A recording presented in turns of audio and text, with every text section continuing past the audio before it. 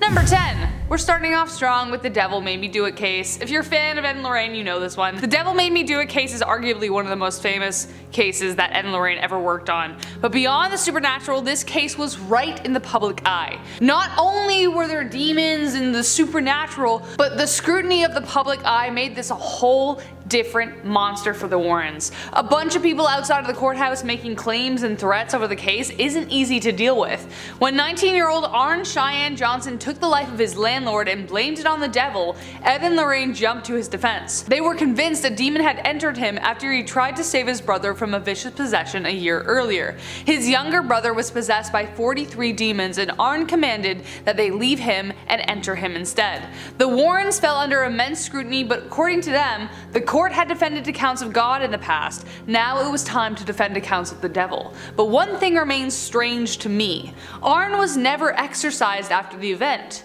Does that mean they are still with him? Number 9. Highgate Cemetery.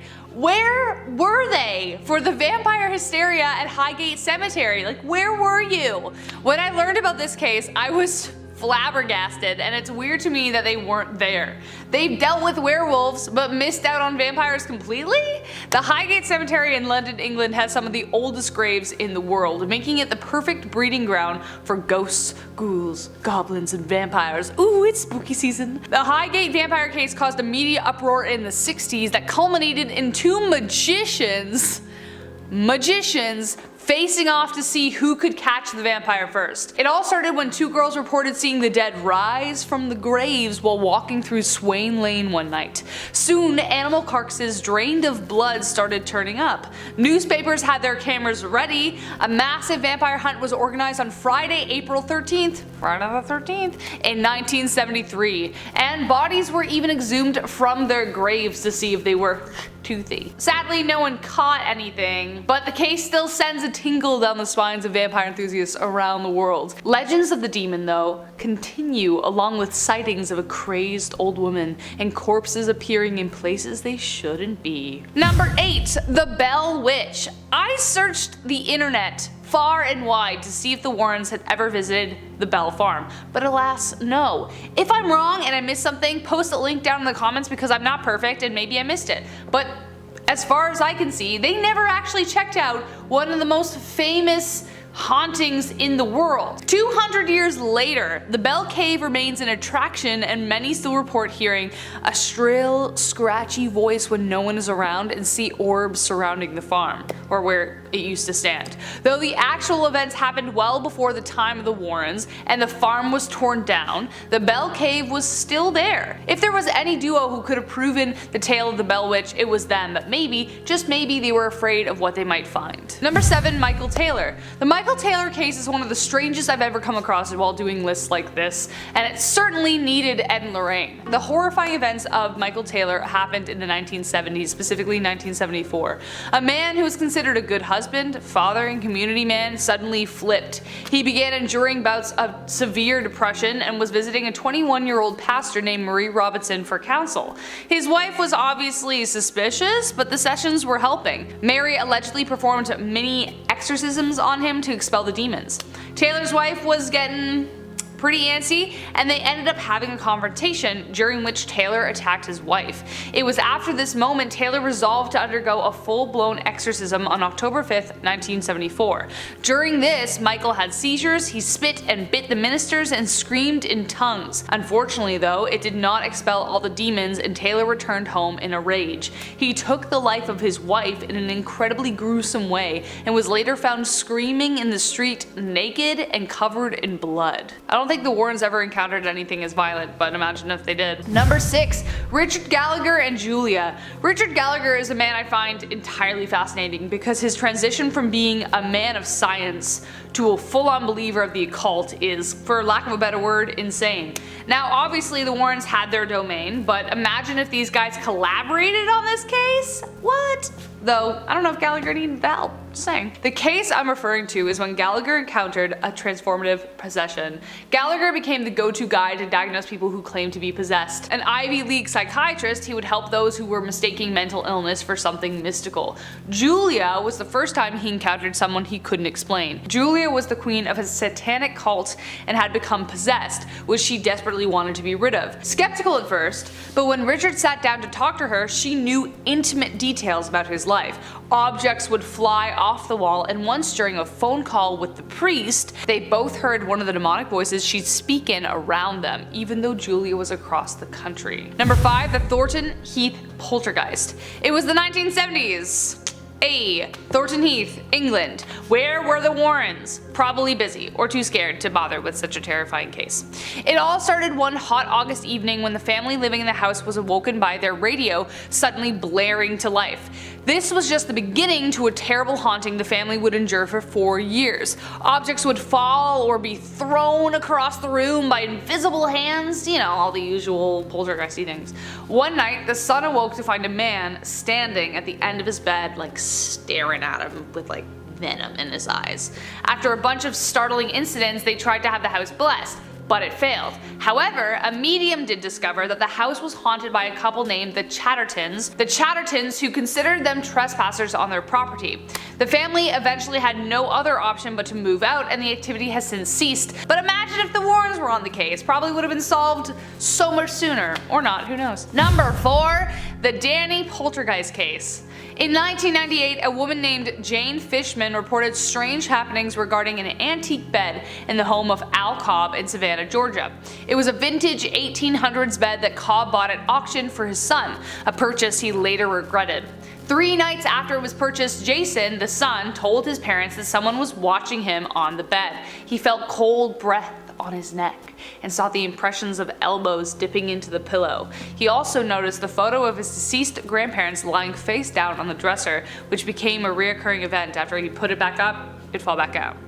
But then, one morning, an assortment of strange objects, including animals made from shells, was found on his bed after he'd already gone down to breakfast. That got his parents and his twin brother's attention. They left paper and crayons out and asked the ghost what his name was. Then later they came back to see Danny 7 written on the paper. After several communications and a smashed terracotta planter, it was clear that Danny didn't want anyone in his bed. The family eventually got rid of the bed, but that didn't solve the problem. Turns out Jason's connection to the spirits went skin deep, and he continued to see things after the event. Number 3, here we go. The Winchester House. This place is on my bucket list to visit, so it's a wonder to me why the Warrens never checked it out. Again, I googled it, they didn't. Prove me wrong in the comments. I welcome correction, as always. Thank you. But it's essentially a 24,000 square feet mansion with 10,000 windows, 2,000 doors, 160 rooms, 52 skylights, 47 stairways and fireplaces, 17 chimneys, 13 bathrooms, 6 kitchens, and cost Sarah $5 million to build, about $71 million today. There are stairs and doors that lead to nowhere, windows that don't open. It's a labyrinth of mystery. Sarah Winchester and her husband William Winchester amassed a huge fortune from their sale of the, you guessed it, Winchester rifle. After her daughter died of TB and William left Sarah a widow, she consulted a medium who told her that she would constantly be haunted by the spirits killed by the Winchester rifle. The house never stopped construction until she died in 1922.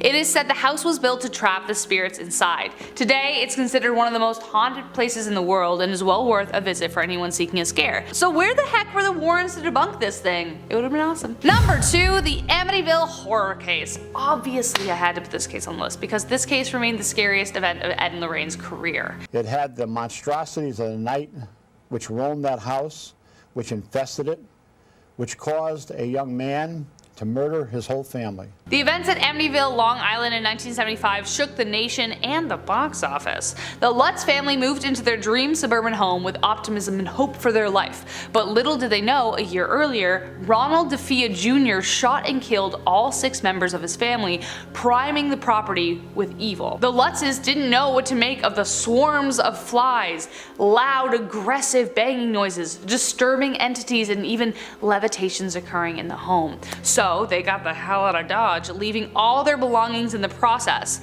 When they finally called the Warrens in, George Lutz, the father, who was, by the way, an ex-Marine and karate expert, literally supposed to be fearless, wouldn't even meet them at the house. They met at a Pizza Hut. But as soon as the Warrens began working on the case, they understood why. The Amityville case affected our personal lives more than any case we ever worked on. To this day, Lorraine says that this is the case that haunts her the most and said that she hoped this was the close to hell as she would ever get. So if that's not too scary, I don't know what is. And now we are getting to number 1. The Warrens. Demons, poltergeists, and ghosts.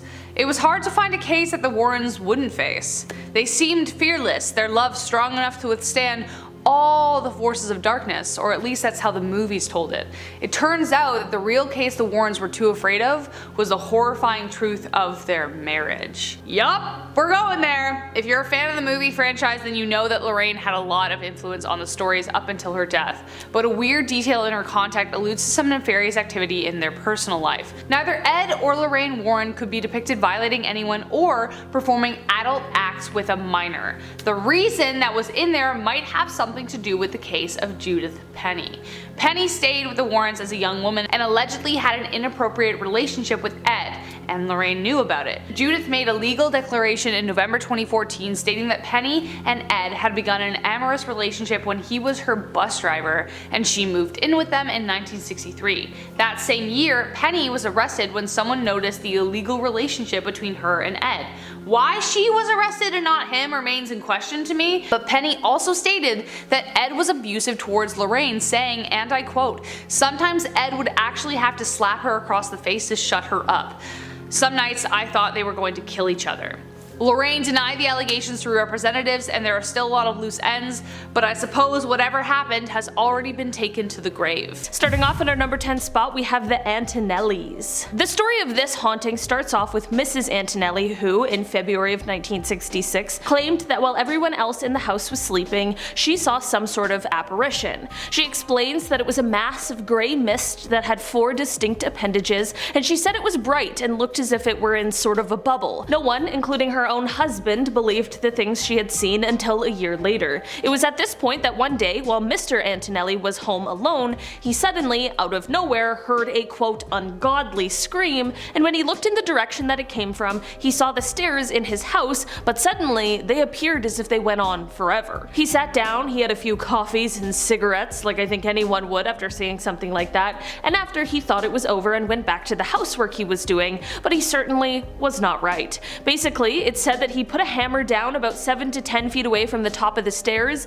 and then all of a sudden the hammer came flying down them. He went to grab it, put it down again, and this time it suddenly flew right over his shoulder. It is said that when his family came home, he was still ghostly white and this time had 2 cigarettes in his mouth. From here, it is said that many other family members would go on to also experience very strange and unexplainable occurrences. It is said that for the Warrens, even in their long and full careers, this was one of the most interesting cases that they ever investigated.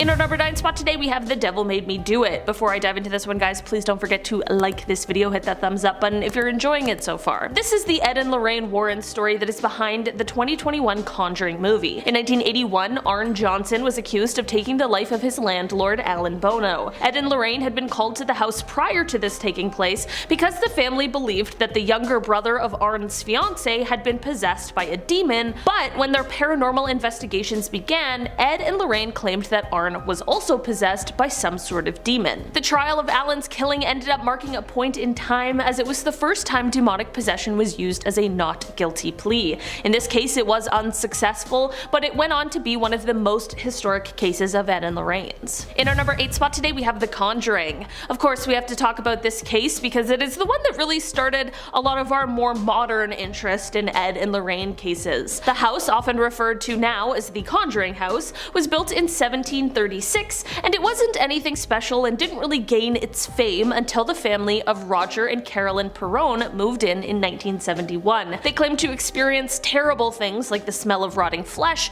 witnessing something levitate in their beds as they slept, and one of the family members even claimed to have been possessed by a spirit. The family, of course, called Ed and Lorraine to come and investigate and hopefully help them out. Once there, the pair claimed that there was in fact a spirit haunting the home, and it was that of Bathsheba Sherman, woman who is said to have been a witch who previously lived in the house and who was buried in the cemetery nearby. The investigators had to make several trips to the house over the span of a few years, but as of now it is said that the house belongs to new owners who continue to open their doors to paranormal investigators. In our number 7 spot today we have Leslie. Leslie was a 19-year-old student who was attending college in Hartford when she encountered the Warrens. Leslie came from quite a well-off New York family, but in the end she came to the Warrens for help because she was experiencing these unexplainable bouts of depression and anger and she wanted to see them resolved. She actually, in the beginning, only met with Ed, and when she did, she explained to him that she had previously called upon demons and even the devil himself in order to help her win the love of a boy back home. Apparently she had won the boy,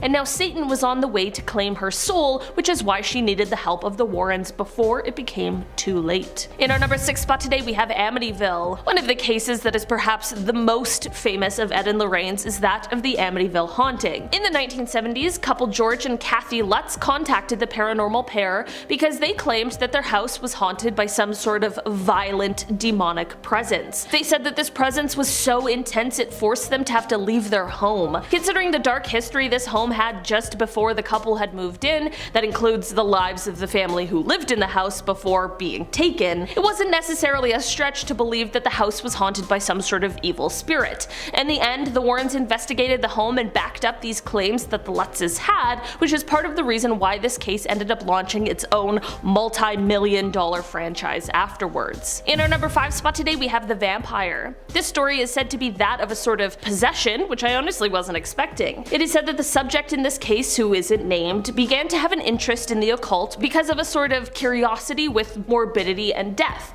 This then led to her starting to practice satanic rituals, which, listen, we can all express ourselves how we choose, but just be careful, you know, because for this woman, these rituals led to a bloodlust. She soon found herself waiting outside of cemeteries and dark places trying to find a young man to prey upon. She would bite them like what you would expect a vampire to do, but it is said that these bites were only to satisfy her craving and hunger and that the bites were never serious. I'm just saying, serious injury or not, it's pretty messed up. It is said that during her interview with Ed Warren, the woman confessed to having bitten 16 different people in this way. In our number 4 spot today we have West Point. This story starts off when Ed and Lorraine were called to a military academy in West Point, New York. When the couple arrived, it is said that Lorraine could sense what was going on. She felt the presence of an Irish cook named Molly. She explained that Molly was a bit clumsy and messy, but this wasn't the only presence, however. The officers at the academy would complain about a ghost moving objects around their living quarters. It was later identified as a ghost named Greer, which, after some research, turned out to be quite eerie. This is because it is believed that the ghost might have been that of Lawrence Greer. This man was a Buffalo soldier until it is said that he turned into a killer.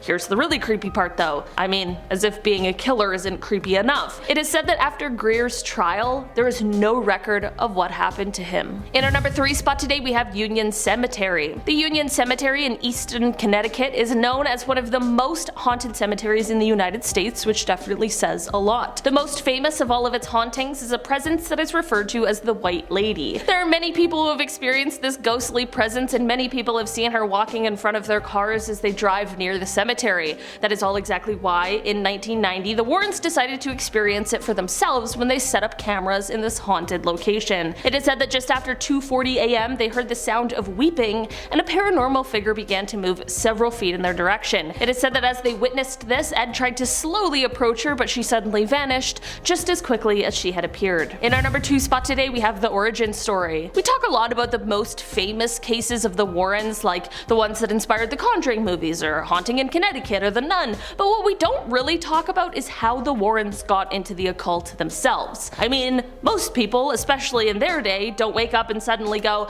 I think I'm gonna dedicate my life to the paranormal, so something must have happened to pique their interest, right? Well, apparently for Ed Warren, it started at quite a young age. It is said that Ed realized at only age 5 that his house was haunted. Apparently he witnessed a glowing orb and a terrifying woman's face coming out of his closet. I mean, that would be horrible to see as a grown adult. I can't imagine at that age, but it fully makes sense as to why he later became so interested in the things he did. Before Ed and Lorraine became the names they are today, it is said that in order to help the pair get a foot in the door, literally, into haunted homes, Ed used his passion for painting. He used this by painting homeowners pictures of their houses. Clearly something he did must have worked. In our number 1 spot today we have The Haunting in Connecticut. If you've ever seen or read The Haunting in Connecticut, this is a home and a story that might be a little familiar. In 1986, the Snedeker family moved into a new rental home that at one time had previously been a funeral home. In the basement, the family found some less than welcoming items that were left from the home's previous life.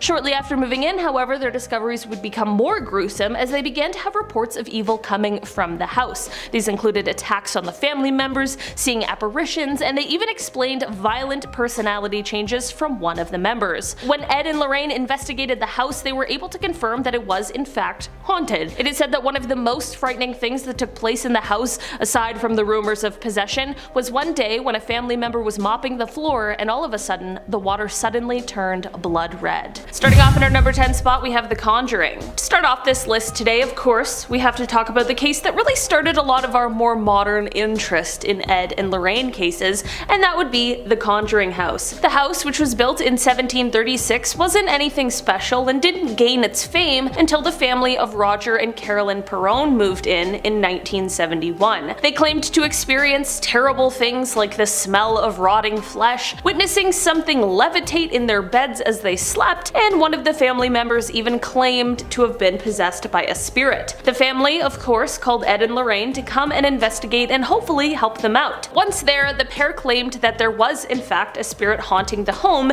and it was that of Bathsheba Sherman, who is said to have been a witch who previously lived in the house and who was buried in a cemetery nearby. The investigators had to make several trips to the house over the span of a few years, but as of now it is said that the house belongs to new owners who continue to open their doors to paranormal investigators. In our number 9 spot today, we have Annabelle. Many of us are likely quite familiar with Annabelle due to the movies made about the haunted doll. As it turns out though, they truly are more than just movies, as the real story is said to have taken place in the 1960s. This is at least when Ed and Lorraine began to get involved with the doll. In 1968, two roommates claimed that the Raggedy Ann doll that was gifted to one of them by their mother had become possessed by the spirit of a young girl named Annabelle Higgins. After further investigation by the pair, the Warrens explained that the doll was being manipulated by an inhuman presence, and they knew that the roommates would not be able to keep the doll without fearing for their safety. This is what led to the pair taking the doll and placing it in their occult museum. In our number 8 spot today, we have Amityville. One of the cases that is perhaps the most famous of Ed and Lorraine's is that of the Amityville haunting. In the 1970s, couple George and Kathy Lutz contacted the paranormal pair because they claimed that their house was haunted by some sort of violent demonic presence. They said that this presence was so intense it forced them to have to leave their home. Considering the dark history this home had just before the couple had moved in, it wasn't necessarily a stretch to believe that the house was haunted by some sort of evil spirit. In the end, the Warrens investigated the home and backed up claims that the Lutz had, which is part of the reason why this case ended up launching its own multi-million-dollar franchise afterwards. In our number 7 spot today, we have the Enfield poltergeist. In 1977, the Warrens were called to Enfield, which is said to be a North London suburb, over reports of some poltergeist activity. Many people claimed that the reports of the hauntings were a hoax, but when the Warrens conducted their investigations, they became convinced that the hauntings were a result of demonic possession. The claims said that the house had furniture that moved on its own, there were disembodied voices being heard throughout the halls, and just general haunting things that nobody would want in their home. In the end, this case was so famous, it's actually what went on to inspire the story that was seen in The Conjuring 2. In our number 6 spot today, we have The Devil Made Me Do It. This is the Ed and Lorraine Warren story that is behind the 2021 Conjuring movie. We've got a lot of fucking Conjuring movies on this list. In 1981, Arn Johnson was accused of taking the life of his landlord, Alan Bono. Ed and Lorraine had been called to the house prior to this taking place because the family believed that the younger brother of Arn's fiance had been possessed by a demon, but when the paranormal investigations began, Ed and Lorraine claimed that Arn was also possessed by some sort of demon. The trial of Alan's killing ended up marking a point in time, as it was the first time demonic possession was used as a not guilty plea. In this case, it was unsuccessful, but it went on to be one of the most historic cases of Ed and Lorraine's. In our number 5 spot today, we have the werewolf. Okay, I'll be honest, this is one of the more controversial Ed and Lorraine cases, but still, we had to talk about it. Ed and Lorraine claimed that they were able to exorcise the angry spirit of a werewolf from a man named Bill Ramsey, who is said to have turned into a sort of wolf man. The Warrens did not perform exorcisms themselves, so of course they needed to get some help from priests as well, but they claimed that the treatment worked. Lorraine explained that she saw Ramsey's case on TV and just felt like she could help him. She even claimed to have a video of this guy transforming into the werewolf creature, but conveniently never released it to the public. The Warrens were so involved in this case that they brought Bill from England back to Connecticut in order to be exorcised by a bishop that they knew and trusted. In our number 4 spot today, we have the Union Cemetery. The Union Cemetery in Easton, Connecticut is known as one of the most haunted cemeteries in the United States, which definitely says a lot. The most famous of all of its hauntings is a presence that is often referred to as the White Lady. There are many people who have experienced this ghostly presence, and many people have seen her walking in front of their cars as they drive near the cemetery. That is all exactly why, in 1990, the Warrens decided to experience it for themselves when they set up their cameras in this haunted location. It is said that just after 2:40 a.m. they heard the sound of weeping, and a paranormal figure began to move several feet in their direction. It is said that as they witnessed this, Ed tried to slowly approach her, but she suddenly vanished just as quickly as she had appeared. In our number 3 spot today, we have the Smurl House. In August of 1973, the Smurl family had moved into a new home in West Pittston, Pennsylvania, but things quickly took quite a dark turn. The family began to claim that their new home was possessed by some sort of a demon that caused loud noises and bad odors, and whatever this entity was, it was doing some really violent things to the family, as well as to their pet dog. This went on for years before they decided to call in the pros. Of course, Ed and Lorraine were on the case. According to Ed, there was a demon that inhabited the home, and it was very powerful. It had the ability to shake mirrors and other items of furniture, and they began trying to persuade it to leave by playing religious music and praying. Apparently, the Warrens, while in the home, witnessed a drop in temperature, which was followed by the formation of a sort of dark mass. There was another instance where they claimed they saw the demon leave a message on a mirror that read, "Get out." In our number 2 spot today, we have The Haunting in Connecticut. If you've ever seen or read The Haunting in Connecticut, this is a home and a story that you might be a little familiar with. In 1986, the Snedeker family moved into a new rental home that at one time had previously been a funeral home. In the basement, the family found some less than welcoming items that were left from the home's previous life. Shortly after moving in, however, their discoveries would become more gruesome as they began to have reports of evil coming from the house. These included attacks on the family members, seeing apparitions, and they even explained violent personality changes from one of the family members. When Ed and Lorraine investigated the house, they were able to confirm that it was in fact haunted. It is said that one of the most frightening things that took place in the house, aside from the rumors of possession, was one day when a family member was mopping the floor and all of a sudden the water suddenly turned blood red. In our number 1 spot today, we have the Donovan family. In the early 1970s, the Warrens were called to the home of the Donovan family, and when they arrived, they found them all terrified. They witnessed loud pounding and other inhuman noises coming from inside of the walls. The wallpaper was peeling and the water was running red. The Warrens began their investigation, and this included asking them questions to try and find out if there was a source for the haunting, such as a recently passed away family member or some kind of new secondhand item that they had inherited. Through this questioning, it was revealed that one member of the family had used a Ouija board and ended up contacting someone who said that they had died in the neighborhood 10 years earlier. The Warrens knew it was time for them to call a priest because they believed that the entity that had been reached through the Ouija board was actually a demon that was just posing as the person who had passed away. Following an exorcism, it is said that things in the home slowly returned to normal, but the events stayed with the entire family. One member who witnessed the hauntings and the exorcism said, quote, "I nor anyone else in my family have ever before witnessed anything so weird and terrifying." Kicking off the list at number 10. Ivan the Terrible. If his name didn't already give you a hint here, Ivan the Terrible was not a great lad. He was rather terrible. His Russian nickname translates to more than evil, so I figured who better to kick off this dark list with than this lad. The first Tsar of Russia back in the mid-1500s, okay. He created Russia's secret police. Ivan IV enjoyed harming members of nobility, and he did so in cruel ways. A ray of sunshine appeared in 1564, Ivan the Terrible officially resigned. And then a year later, however, he immediately came back, so yeah. And then he took control of 1/3 of the Muscovite realms. Not a retirement at all, right back up on that ruling evil horse, I guess. And then in 1581, he took out his heir to the throne, literally like a Game of Thrones villain, so yeah, he's evil to all those around him and his own family. Number 9, Caligula. Of course, we have to include Caligula on a list of evil lads. We've got to go back to ancient Rome for this one. We're turning the clocks back to 12 AD. The Roman Emperor Nero was already making headlines at this point. He was cruel as well. We'll talk about him later on. But then in comes Caligula to change the game. in a weird and also cruel way. He loved spending money and showing off. He once had a 2-mile long boat, like a floating bridge, just so he could gallop back and forth on his horse. And then everyone was looking and they're like, oh great, cool horse and cool bridge guy. We're all so hungry. He would also order his troops to do odd things, like go into the sea and collect as many seashells as possible. Like that's something you do if you're 7 years old. You're like, I want all the seashells now. And they're like, you bet.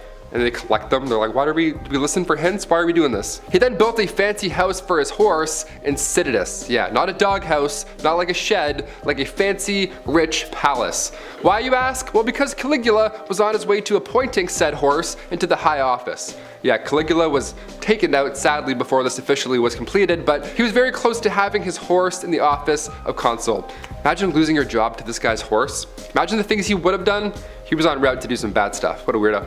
Number 8, Queen Ranavalona. The last queen of Madagascar, Queen Ranavalona. One of the worst historically. She had quite the temper, it seemed. She was born in 1788 and she ruled over the kingdom for 33 years in total. She's remembered as cruel, violent, and would often choose, violence first in order to preserve independence over the island. She's known as the most ruthless queen in history. After the death of her husband, she went mad with power almost instantly. In the late 1700s, King Adrian originally brought peace to the lands, but naturally there were traditionalists who opposed him. That's not new, that's, we've seen every medieval show. There's people who aren't on board. The king's uncle at one point tried to take him out, but a local warned the king beforehand. And that king repaid said local by adopting his daughter, Ranavalona, and now she had to marry his son, Prince Radama. Now when said prince was alive, they didn't even get along. And come 1810, the king passed away, giving Ranavalona the promotion of a lifetime. But rumor has it, of course, is that Ranavalona poisoned the king. Just a rumor, but it is fitting as to what comes next. Ranavalona kept away the advances of the French and the British by leaving bodies of those who tried to attack prior out on display. Yeah, just sitting there on the beach. Like some Queen Cersei type stuff. I don't know. I've been watching a lot of Game of Thrones recently. A lot of evil people. In 1845, Queen Ranavalona ordered 50,000 subjects to build roads across the jungle for 4 months. This massive buffalo hunt. And well, 10,000 of those poor souls died of starvation during this and of course exhaustion. And not one buffalo was even hunted. Just poor leadership and deaths. A lot of deaths. Number 7, Jolly Jane Toppin.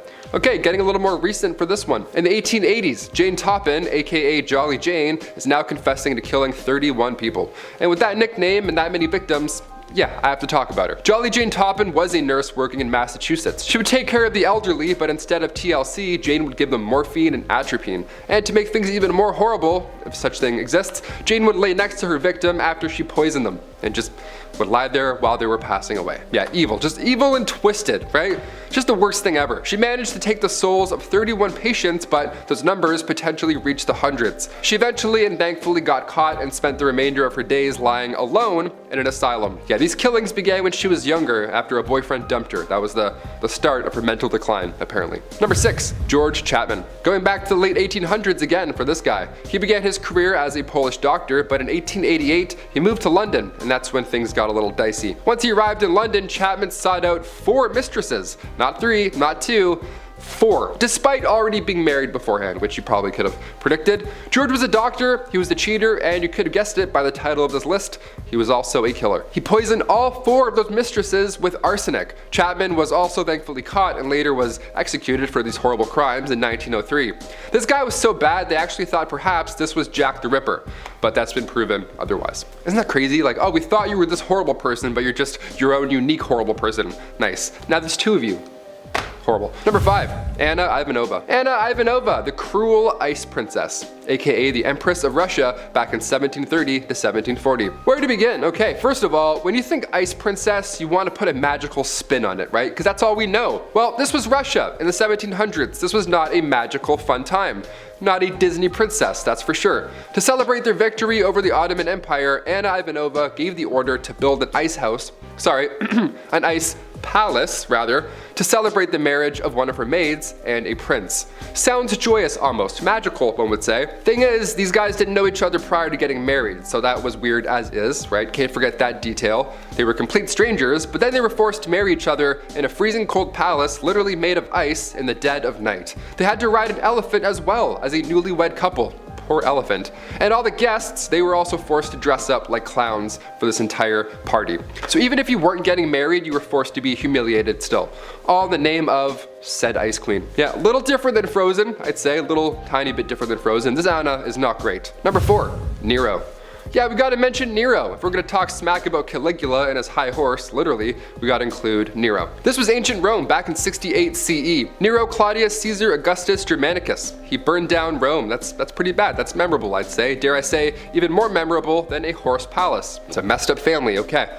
Nero was heir of the Emperor Claudius, the 5th Roman emperor. He wiped out his entire family in horrible, different, unique ways, dare I say. And historically, it's believed that Nero lit the fire that burned down Rome. But he made it look like the Christians did it. Once all was lost in the empire, Nero took his own life. Yeah, just all bad. Just bad leadership, bad Caligula and his horse, Nero, everything's burning. Rome was not pleasant, not a pleasant time. They had aqueducts and horrible history. Number 3, H.H. Holmes.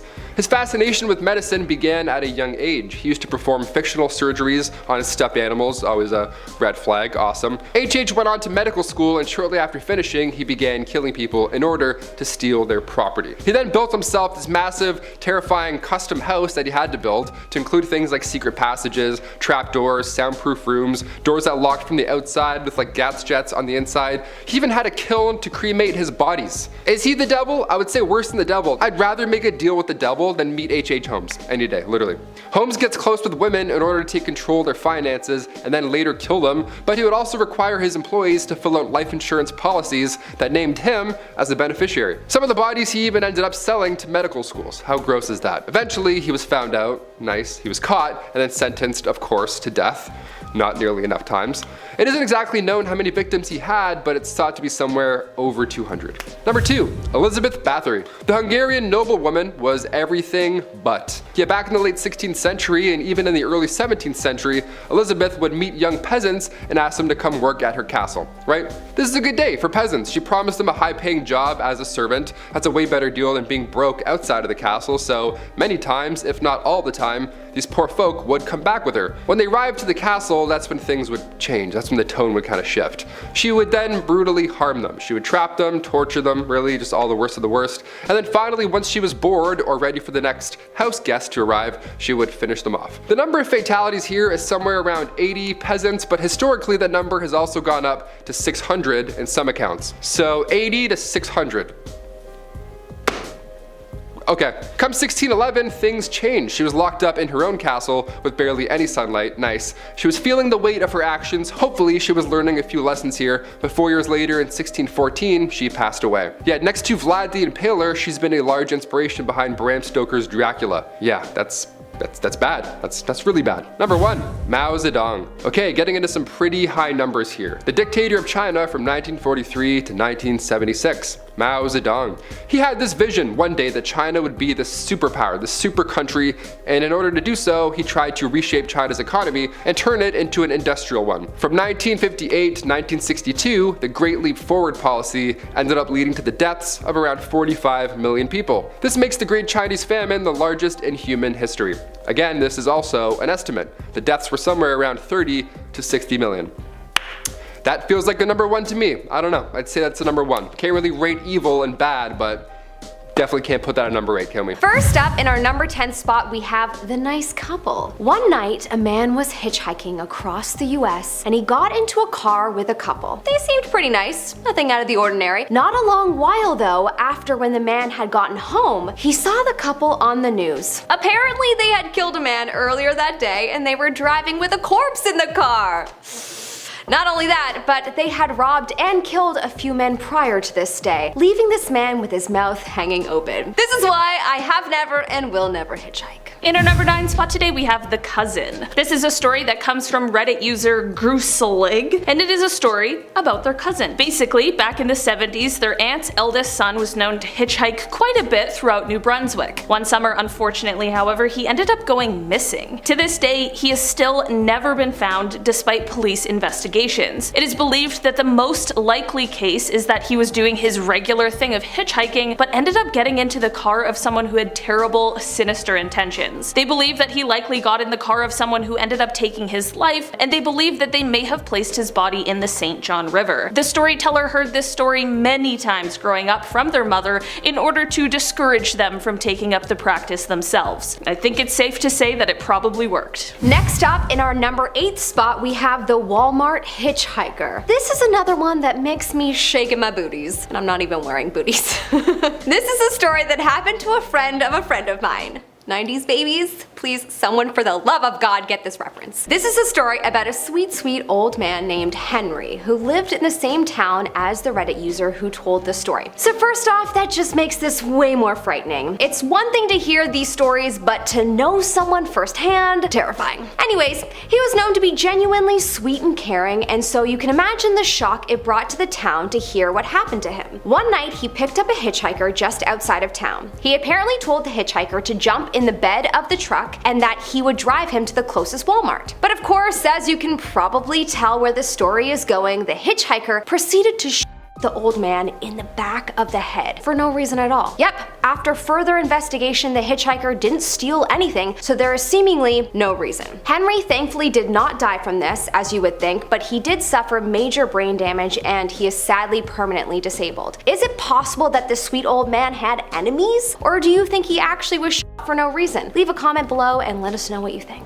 In our number 7 spot today we have, he was a nice guy. This story comes from the Reddit user Raccoon Yeti Kiwi, and they explain that this hitchhiking story starts off when they were in the car with their dad driving. Their dad stopped to pick up a hitchhiker, but when you hear how this guy looked, you'll be just as confused as I am as to why they stopped to pick this man up. They explained that he was picked up while it was raining, that this man had long hair that covered his eyes, and that he was carrying an axe. I don't know, I wouldn't, would you? Turns out though, the guy was super polite. They just dropped him off where he needed to go, no questions asked, everyone was all good. Maybe he was just a nice guy and didn't realize how menacing carrying an axe was. I don't know.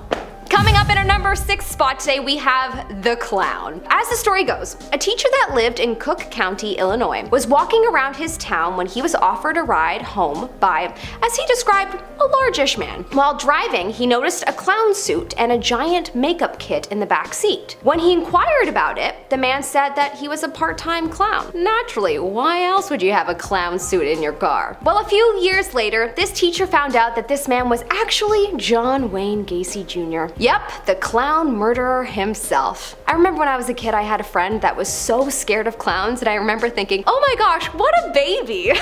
But now as an adult, I'm like, yeah, hell no. They're very creepy. Apologies to any clowns watching Hollywood and murderers have done you dirty. I'm sure you're nice people. In our number 5 spot today we have, I didn't know. So this story comes from someone who has a hitchhiking background. Like they used to hitchhike in their youth and now themselves they've begun picking up hitchhikers. You know, they get the lifestyle is all I'm trying to say. So fast forward to current times, this story is one that they recall as their strangest hitchhiking experience, and it's one where they're picking up a stranger as one does. So basically he picked up this guy who was walking in the middle of the desert, apparently while he was doing long haul trucking. It was the time of year where the weather is just absolutely unforgiving, and that's definitely part of the reason why he picked this guy up. So he picks him up, the guy gets in, and together they travel for about 300 miles before they end up getting pulled over by the police. After being pulled over, this guy ends up getting arrested. Turns out that this guy had some sort of warrant, and the storyteller almost got charged with aiding and abetting a criminal. In the end, especially since he was a completely innocent third party, the storyteller ended up getting sent off on his way, and apparently the hitchhiker was also released not too long later. Wonder what he got arrested for. In our 4th spot today, we have the tough brother. This story is told by the victim's brother. Apparently one night his brother picked up a hitchhiker after a long night of drinking. Probably the worst time to pick up a hitchhiker, am I right? Out of nowhere, the hitchhiker pulled out a gun and proceeded to tell the brother that he was stealing his car. The brother was quite tough and into heavy lifting and such, and so he thought, you know, he could take him. He then tackled the hitchhiker only to be shot in the bicep. A big chunk of his bicep was blown off. The hitchhiker was caught by the cops, hooray, but unfortunately the brother can no longer do heavy lifting. In our number 3 spot today, we have a close call. This is a Reddit story that comes from the user A Brutal Cow, and they wrote, quote, "Not my story, but my dad's. He was traveling through Arizona on his way to Mexico. He looked to the side of the road and saw a man hitchhiking. My dad pulled over and asked where this guy is going, to which the man said, the next town over. My dad, being a very trusting man, and this being the 70s or 80s, decided he would give him a ride. While they were driving, they started talking and my father asked for his name. His name was Derp. My dad, quite shocked, looked at him and replied, 'Holy crap, that's my name.' They had a few small conversations, and at the next town, my dad let him out and continued to Mexico. He eventually reached the border. He pulled up and the border official asked to see his license. He took a good long look at his license. The official then took off his big aviator sunglasses and told him to pull over to the side. My dad got out of the car and they put him in a room while they searched his car. In the end, the dad was sitting in a room waiting for the next few hours, and when the officer walked back in, he received quite a shock. The officer apologized for the long wait and then explained that the man that this dad had picked up had a warrant out for his arrest. The dad asked what the warrant was for, and the officer replied, homicide. Coming up in our second spot today, we have the You Are Pretty Man. Okay, this story is such a cause for anxiety for me as it deals with potential assault, and this is the first reason I would never pick up a hitchhiker. The second would obviously be fear of being murdered, naturally. The story is told by a woman who is reflecting on her experience of being 18 and driving home from her lunch break. She spotted a 50-year-old man looking to hitchhike, and her first instinct was to ignore him. But then guilt flooded upon her as she remembered her mom and how she would always stop to help people. So she turned around and asked the man if he needed help. He immediately thanked her and said he had some groceries and meat that he didn't want to go bad, so he was very grateful for her. He asked her to drop him off at the post office nearby. So she began driving, and it wasn't even a minute before she noticed that he was just staring at her. Alarms went off in her head. He blurted out, "You sure are pretty," and then proceeded to ask her for her number. She told him no, and that she has a boyfriend, but he continued to persist. She asked him to please stop, but he got more and more aggressive. She slammed on her brakes and yelled, "Is it too much to ask for a little good karma every now and then? Get out of my car, you cad." Yes, she said cad.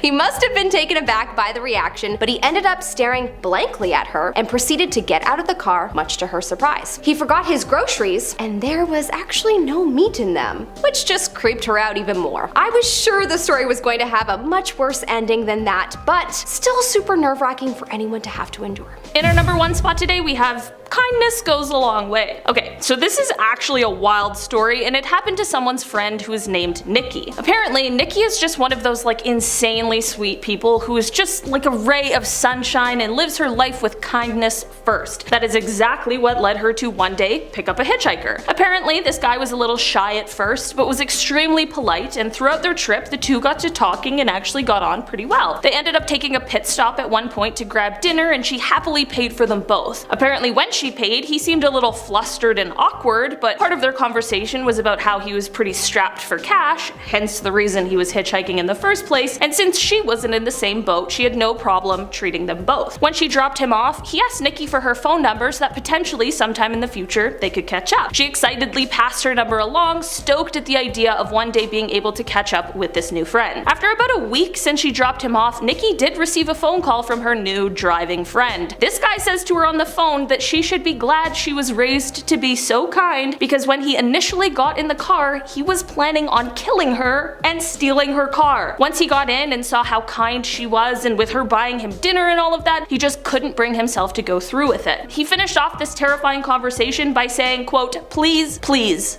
Nikki, please, never ever pick up another hitchhiker." He then hung up, and she was never able to get into contact with this man ever again since he called her from a payphone. Safe to say, she probably heeded that advice. Starting off number 10, we have the Highgate Vampire. Highgate Cemetery in London, England is one of the most eerily beautiful places, with bodies buried there older than the oldest houses in North America. So it's no surprise that many superstitions surround the ghosts and the bodies buried there. But what is surprising is that in the 1970s, a bunch of people actually organized a genuine vampire hunt. It was in the papers and everything. News stories started popping up of people seeing a dark shadowy figure with glowing red eyes wandering around the cemetery. On top of that, people started finding animals scattered around the cemetery entirely drained of blood. All arrows point to a vampire. The only thing that became more popular than the story itself were the two men/magicians racing to be the first to catch him. A frenzy consumed the news, and a real vampire hunt was actually organized to catch the vampire. They never caught him, however, probably scared away by the ridiculousness of the two men who turned the attention of the public onto their feud. Still, the scariest part about this story is that even without the media frenzy, no one could explain the sightings. In our ninth spot today, we have the Redhead Murderer. This is the name given to a serial killer who, to this day, has not been caught. Basically, in the 1980s, this individual targeted and killed 11 red-headed women across highways in the South and up to Pennsylvania.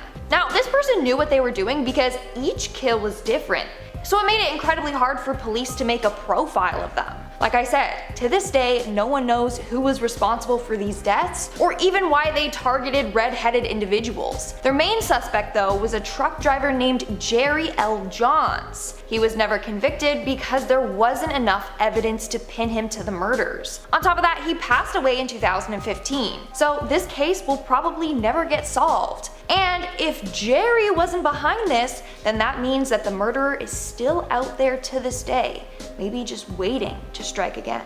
Number 8. Leather alternatives. When I was younger, I would have given anything to travel back in time to wear gowns and like frolic through fields all the time. And then I hear stories like this and I'm so glad to be where I am. Back in 2014, a book at Harvard University was discovered to be bound in human skin. The title of the book was called Des Destinées de l'âme, The Destinies of the Soul by Arsène Houssaye.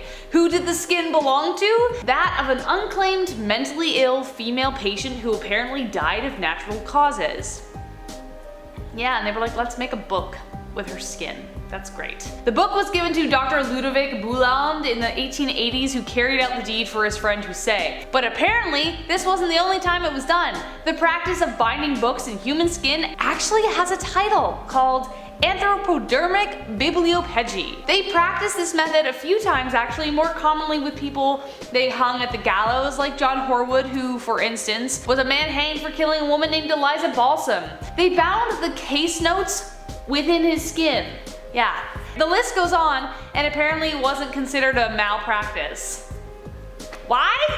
No one knows. In our 7th spot, we have the sailing trip gone wrong. Imagine going on a nice sailing trip with friends when all of a sudden your boat capsizes in shark-infested waters. This is exactly what happened in 1982 with friends Deborah Scaling-Kiley, Mark Adams, Brad Kavanaugh, Meg Mooney, and John Lippeth. They all got on a yacht and planned to go to Florida from Maine for a great time.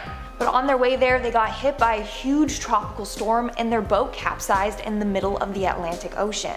Meg ended up getting a big slash on her leg, which attracted a number of great white sharks. Their boat was soon surrounded by hundreds of these sharks. Over the next 5 days, 3 of the crew were eaten by these sharks. Going that long without food or water started to drive them insane. John and Mark started to drink seawater because they were so desperate, but that combined with the alcohol still in their body made them hallucinate. It got so bad that the two jumped into the water. John said he saw the shore and was going to swim to it. He was the first to get eaten by the sharks. The next was Mark. He jumped in saying that he was going to go grab some cigarettes. Brad and Deb were the only ones to make it out alive. This experience must have been terrifying for them. Number 6, Octavia Smith Hatcher. One of the reasons I for sure want to be cremated is so that I'm like 110% completely and totally dead. No chance of being buried alive. I don't want that. I'm dead. If I'm dead, I'm dead. Also, the idea of being in a box for an indefinite amount of time freaks me out, even if I'm not alive. But it's specifically because of stories like that of Octavia Smith Hatcher that I'm so scared. Octavia married a Kentucky man in 1889 and was delighted to later welcome their first son, Jacob. But technology wasn't what it is today, and infant mortality rates were really high, and Jacob died. Octavia fell into an unwavering depression, and she was bedridden for months and suddenly started to get ill. Octavia's body fell into a comatose state, and when no one could awaken her, she was presumed dead. It was a hot summer, so she was buried within a few days. but they should have waited. More people in the town began experiencing the same symptoms and then would wake up a few days later. It was a reaction from the tsetse fly called sleeping sickness. Actually a thing. They dug up her body as fast as they could, only to discover the upper lining had entirely been shredded and torn, Octavia's fingernails bloodied, and her face frozen in terror. Ugh. Her husband reburied her and erected a lifelike monument of her that sits in the cemetery she rests in. Apparently he had an intense phobia of being buried alive after that, and I can understand why. We're now at our 5th and halfway mark with the bear attack. In October of 2003, Timothy Treadwell and his girlfriend Amy went out on a camping trip together. Now, they weren't novice campers. Timothy had camped out in several Alaskan parks before, but this time would be their last camping trip ever. On October 6th, they were attacked and killed by a bear in the middle of the night. Apparently that day the two had seen a couple of bears and were taking photos of them. Little did they know that later that day they would be killed by one.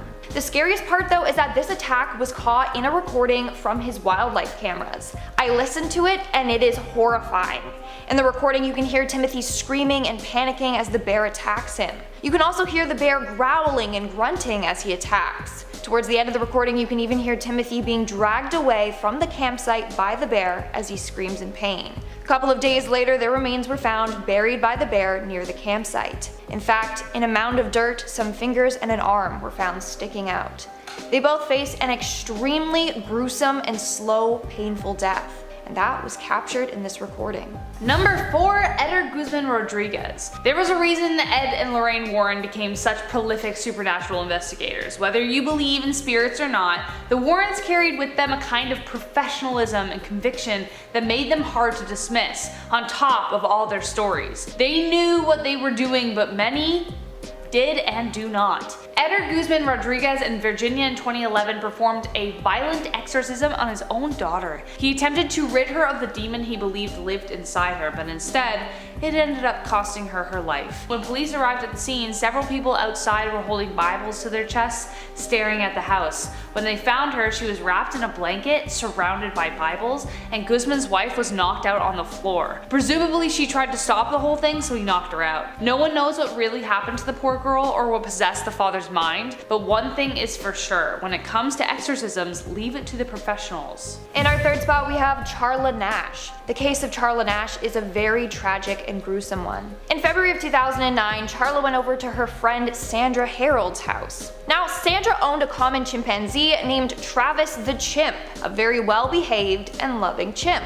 But on this day, something triggered Travis and he went on a wild rampage. So on that day, Travis ran out of Sandra's home with her car keys. When Charla came over, she tried to help Sandra get the keys back and to get Travis back inside the home. She picked up one of his favorite toys to try and get him to drop the keys, but Travis did not like that at all. He snapped and attacked Charla, who he was familiar with. Travis ended up ripping off her hands, nose, lips, and tore out her eyes. As a result, she had to go through a 7-hour operation. And then 2 years later, she got a hand and face transplant. Despite everything Charla has been through, she has remained incredibly positive and is such a strong and brave woman. Number 2, the Werewolf of Wisteria. Out of all the killers we have covered on this channel, I think the story of the Werewolf of Wisteria, aka Albert Fish, terrifies me the most. His crimes were so horrific that he became a sort of local monster hiding behind every corner, waiting in the dark. He would steal young kids in plain sight and would often be referred to as the Gray Man. That part of the legend began when 2 boys named Billy Gaffney and Billy Beaton were playing outside in 1927 when they both disappeared. They found Beaton fortunately, but the other was never to be seen again. When they found Beaton, he said that the boogeyman took him. Fish was a real-life monster who's said to have claimed the life of one victim in every state in gruesome, animalistic ways. After his crimes, he would write letters to the police or the parents of his victims detailing why and how he did it. One letter he sent to the mother of Grace Budd read as follows: "Dear Miss Budd, on Sunday, June the 3rd, 1928, I called on you at 406 West 15th Street. Brought you pot cheese, strawberries. We had lunch. Grace sat in my lap and kissed me. I made up my mind to eat her." Without going into too much detail, I think you can guess the true horrific nature of his crimes. Stories like his definitely go to show that truth really is scarier than fiction.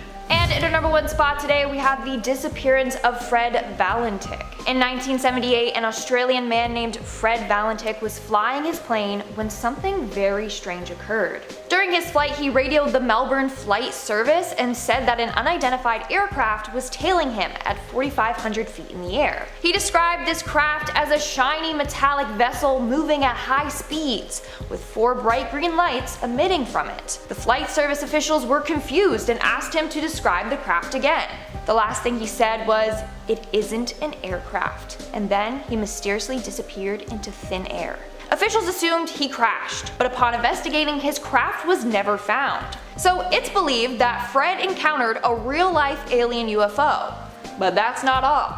The same day, a farmer in the area said that he witnessed a 90-foot craft hovering above his farm. And Fred was a believer in UFOs. So, did he actually get abducted by one, or what?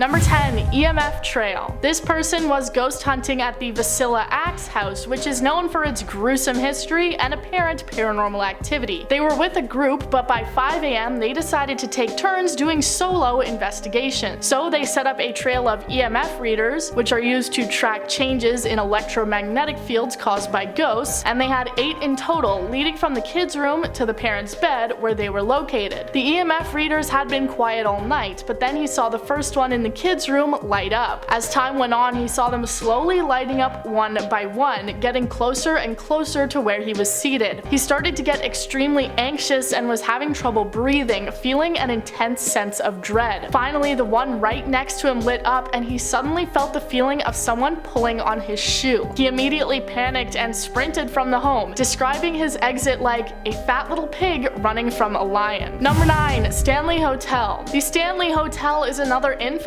location known for being apparently haunted by many different spirits, a hot spot for paranormal investigators. This person was on a ghost tour at the Stanley Hotel in September of 2018, where they take you around the hotel and allow you to take pictures, in hopes of finding evidence of the paranormal. They got to the ballroom and took multiple photos, as if you take multiple photos you'll be able to tell if things are different between the pictures. The first photo seems to show a completely empty ballroom with nothing out of the ordinary, but the second photo, taken mere seconds later, shows in the bottom right what appears to be a ghostly figure sitting down in one of the seats. They also shared their photo album to show proof that the photo was taken at the Stanley Hotel at that time, and it had not been edited or altered. Number 8, voice. This investigator was at an abandoned hospital with 2 other people. At the time, they were doing an EVP, where you set up a voice recorder and ask questions about every 30 seconds, hoping for a ghost to respond on the recording. They were in the basement when suddenly a voice seemed to talk in his head, seeming to put their own thoughts into his brain. One of the other investigators was a woman, and in his head he got the distinct thought of,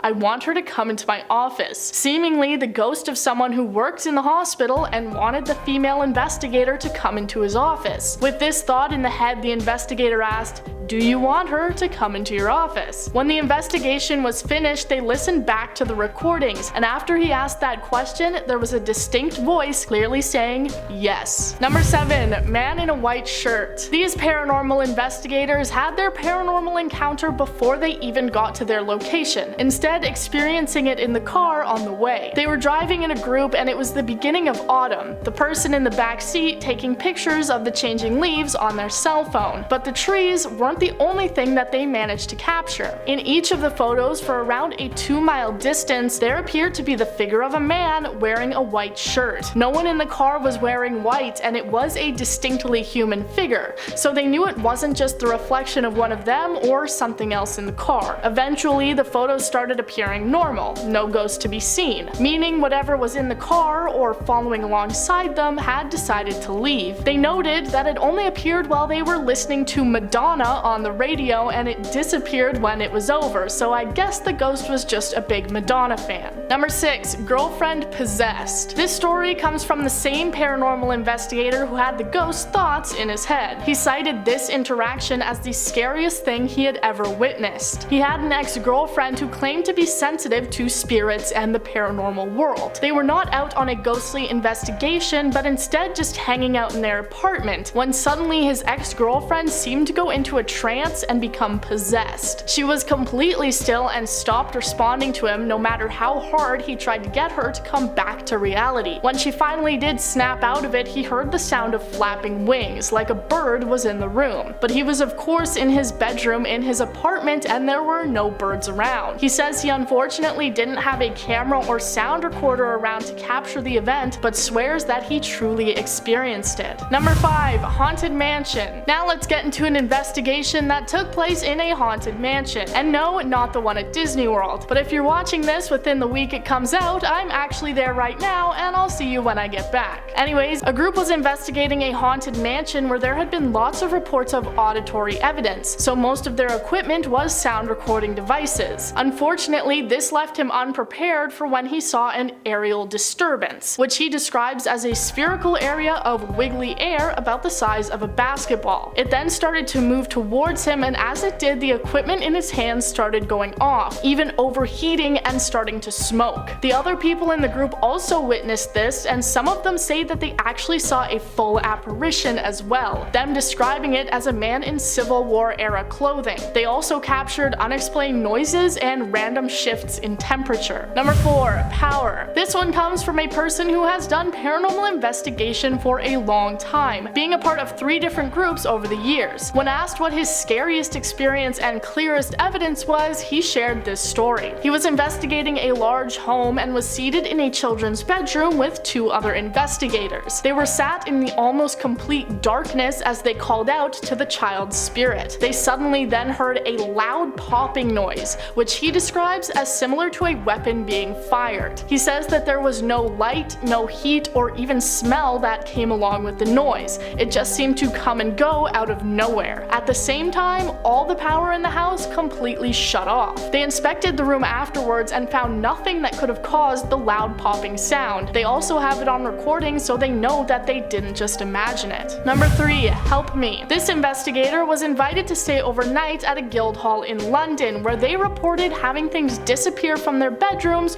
only to turn up in the basement. The basement apparently being the hub for the majority of activity. They set up sound recorders, cameras, and other equipment in the basement before locking the door, and setting up security cameras to ensure that nobody went in or out. The next day when they returned, they found that nothing appeared to have been touched, and they started going through all the recordings and tapes. All of them were empty except for one. An hour after everyone left the building, he can hear 2 voices talking, and one that seems to ask, "Is that the bathroom?" He also heard the voice of a weak-sounding woman saying, "Please help me."